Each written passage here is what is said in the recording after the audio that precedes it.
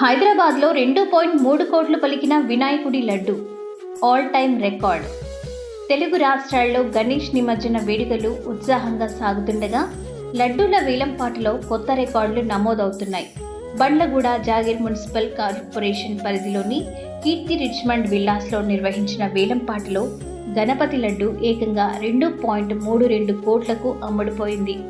శుక్రవారం జరిగిన ఈ వేలంపాటలో గత ఏడాది రికార్డును తిరగరాస్తూ ఈ భారీ ధర పలికింది. కీర్తి రిచ్మండ్ విల్లాస్ కమ్యూనిటీలో వినాయక నవరాత్రులను ప్రతి ఏటా ఘనంగా నిర్వహిస్తారు. వేడుకల్లో భాగంగా నిమజ్జనానికి ముందు లడ్డూ వేలం వేయడం ఇక్కడ ఆనవాయితీగా వస్తోంది.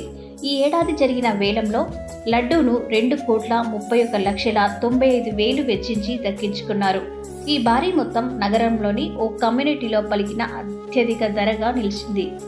గతేడాది ఇదే కమ్యూనిటీలో నిర్వహించిన వేలంలో లడ్డూ ధర 1,87,00,000 పలకగా ఈసారి ఆ రికార్డును బద్దలు కొడుతూ సుమారు 45 లక్షలకు పైగా అధికంగా ధర పలకడం విశేషం.